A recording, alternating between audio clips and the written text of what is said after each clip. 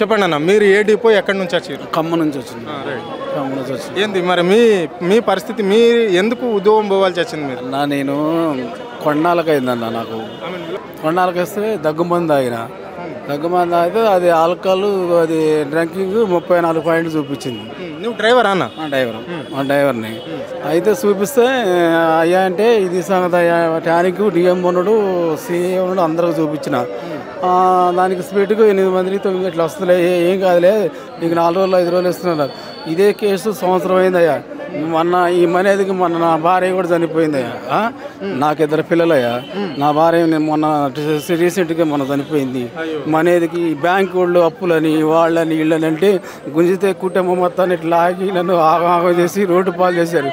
అసలు నేను ఏం తప్పు చేసినా అయ్యా దండం పెట్టినా కానీ ఎవరు ఏ అధికారులు పట్టించుకోవట్లేదు, ఎవరు పట్టించుకోవట్లేదు అయ్యా. అదే అంతే అట్లా జరిగింది.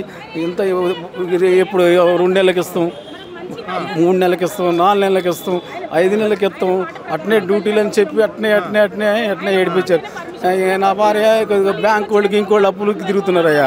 పిల్లలు చదువుకొని తెచ్చిన లోను బ్యాంకుకి నాకు వాళ్ళ నోటీసులు పంపిస్తున్నారు. అవి పంపిస్తుంటే ఏమనేదికి చిన్నగా అట్లా స్ట్రోక్ వచ్చి ఆమె చనిపోయింది. సరే, మరి నువ్వు ఎన్ని సంవత్సరాలు అయ్యా నువ్వు రిమోట్ ఉండి?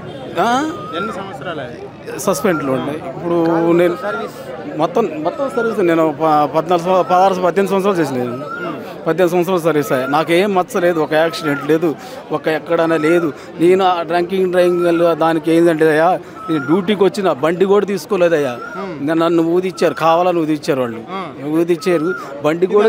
ఈ కథ అంతా చేయడానికి ఎవరు చూస్తారు అక్కడ డిపోల మీద? ఇంత హింసలు పెట్టవలసిన అవసరం వాళ్ళకి అధికారులకు ఏముంటుంది? ఇప్పుడు ఒక డిఎం మాట వినపోయినా ఇబ్బంది అయ్యా. నమస్తే పెట్ట అంతే, ఒక డిఎం నమస్కారం పెట్టకపోతే వాడు సంగతి చూడ అంటారు. మరి ఇక చూడమంటారు. ఆ మిషన్లో ఆడ 34 పాయింట్లు వచ్చింది. అదే పోలీస్ స్టేషన్ పోతే 0 వచ్చింది. ఏందయ్యా అంటే మాదే కేసు అని ఇప్పుడు 1.5 సంవత్సరం పెట్టి కూర్చోబెట్టారా. ఇప్పుడు 45 రోజులు నా భార్య వచ్చి ఇట్లా ఈ ఓన్లీ కేవలం ఈ ఆర్టీసీ ఉద్యోగం రాబట్టి నా భార్య కేవలం ఈ మనేదికే చచ్చిపోయిందయ్యా. నా రోడ్డును పడ్డాయి అంతే. ఏదన్నా ఒకటయ్యా, మాకు అవకాశం ఏదైనా లారీ డ్రైవర్లు పోదామా, మీ ఆర్టీసీలో మేము పెట్టుకోం. ఏదైనా ఐరబండ్లు బస్సులు తోలుకుందామంటే ఆర్టీసీలో మేము పెట్టుకోం. ప్రతి ఓనర్లు అంతే అంటున్నారయ్యా. ఏంటంటే ఐరబండ్లు ఉన్నాయి, నువ్వు సస్పెండ్ చేసినావు, నేను ఏమైనా కొద్దలేదు, ఒక మనిషిని కొద్దలేదు, ఒక ఏం చేయలేదు. 18 సంవత్సరాలలో ఒక డ్యామేజ్ కాలేదు, ఒక యాక్సిడెంట్ కూడా కాలేదు నాకు. అలాంటప్పుడు మరి నన్ను తీసుకోవడానికి ఏమైందయ్యా? చెప్పన్నా, నీ పేరు? నా పేరు రవీందర్, మేకల రవీందర్, వరంగల్ 2 డిపో. నాది డ్రంక్ అండ్ డ్రైవ్ కేసు అండి.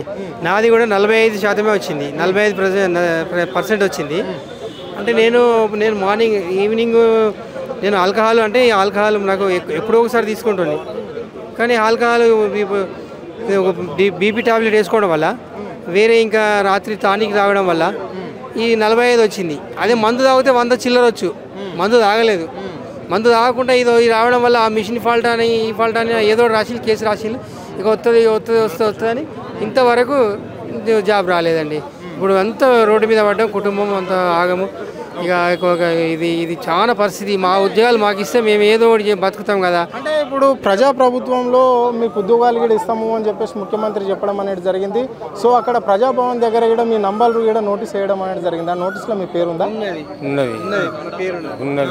ఉన్నది. పోయినాము, ప్రజాప్రభుత్వం లిస్ట్ ఇచ్చినాము, వచ్చినాము.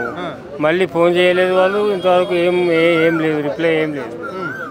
ఇప్పుడు నేను కూడా నర్సాపూర్ డిపోలో చేసిన, నర్సాపూర్ డిపో మెదక్. వితౌట్ మా భార్య బాగాలేకుండే, నా ఎంత కూడా బాగాలేకపోతే వాళ్ళు రిమోట్ ఫ్రమ్ సర్వీస్ అని ఇంటికి లెటర్ పంపించారు. మరి ఏంటి మీరు ఇక్కడ సామరాశంగా మీరు వినతి పత్రం ఇవ్వడానికి వస్తే ఇట్లా అడ్డుకోవాల్సిన అవసరం ఏమొస్తుంది? అడ్డుకోవాల్సిన అవసరం ఏముంది, అది ముఖ్యమంత్రి గారికి తెలుసు, ఈ సజ్జనారికే తెలుసు. అప్పుడేమో ఆయన సజ్జనార్ ఆ మంత్రి ఉండే, ఇప్పుడు ఈయన ఎండి కదా. ఇప్పుడు ఈయన అప్పుడేమో గన్ను, ఇప్పుడేమో పెన్ను. Okay right. చెప్పండి అన్న, మీ ఆర్టిస్ట్ మినిస్టర్కి ఎప్పుడన్నా కలిసిరా మీ సమస్య మీద? మీ పేరేంది, మీరు ఏ డిపో నుంచి వచ్చారు? నేను సిద్దిపేట డిపో, సిద్దిపేట ఆర్టీసీ. అయితే నాకు చదువు రాదు, వాస్తవానికి చదువు రాదు. నేను 7వ తరగతి వరకు చదువుకున్నప్పుడు మాకు ఇంగ్లీష్ లేదు. కాబట్టి నాకు చదువు రాకున్నా కానీ నాకు టింపు చేస్తేనే డ్యూటీకి పోవాలి అని చెప్పి టింపుకు పంపిండ్రు. పంపితే వాళ్ళ ఆదేశం మేరకే పోతున్నప్పుడు నన్ను కావాలని చెప్పి వాంటెడ్లీగా కుమరవెల్లి కమాన్ కాడ ఆపుకోమని చెప్పి నన్ను ఆపి తీసుకోవాలి 3 ప్యాసింజర్, రన్నింగ్ ప్యాసింజర్స్ అని చెప్పి నన్ను ఆపమని చెప్పి డిఎం గారు చెప్తే, శ్రీనివాసరావు డిఎం పేరు శ్రీనివాసరావు చెప్తే సరే మంచిదని మనం వర్కర్లం కాబట్టి సరే అని ఒప్పుకుంటాం. అట్లా ఒక వారం రోజులు తీసుకెళ్ళిన తర్వాతలా జనగాం ఎక్స్ రోడ్ మీద నన్ను చెకప్ చేసి, నువ్వు ఇక్కడ టికెట్ లేయలేదు కదా అంటే, సార్ ఇక్కడ జనగాం రోడ్ ఎక్స్ రోడ్లో కూడా ఎక్కిండ్రు అంటే నువ్వు ఆపొద్దు కదా అన్నారు. ఆపకపోతే ప్యాసింజర్ ఒకవేళ కంప్లైంట్ చేస్తే మమ్మల్ని డిఎస్లో పెడతారు కదా సార్. కాబట్టి నువ్వు చేయతిన కాడ ఆపమని చెప్పి నువ్వే అంటున్నావు, ఆపితే ఎందుకు ఆపినావు అంటున్నావు, నీ అయ్యేదారా బస్సు అని అంటున్నావు ఎందుకు? మేము చేసిన మీకు కక్ష వెళ్ళింది. ఒకరోజు నా బండి బ్రేక్ ఫెయిల్ అయ్యి జడ్జి బండికే తగిలింది. జడ్జి బండి తగిలితే పెనాల్టీ కట్టుకొని కూడా నేను వెళ్ళిపోయినా. అట్లా ప్రమాదవశాత్తు అట్లా జరగడం అంటే చిన్న చిన్న కారణాల వల్ల రోడ్ల పైన బండ్లకు తాకేయడం అనేది జరుగుతుంది కదా. ఆ పెనాల్టీ అంతా ఇక్కడ లేకుంటే ఆర్టీసీ సంస్థ చూస్తుందా, లేకుంటే ఎవరైతే బాధ్యులు ఉన్నారో వాళ్ళే చూడాలి? ఎవరైతే బాధ్యులు ఉన్నారో వాళ్ళే. బస్సు మన చేతికి ఇచ్చారు, పక్కన పెట్టినాం. ఆ పక్కన బస్సుకు కూడా ఎన్కోడ్ వచ్చి తలిగినా కానీ డ్రైవరే బాధ్యుడు, అంతేగాని ఆ బస్సుది ఫాల్ట్ బస్సు ఫెయిల్ అయిందని పెట్టరు.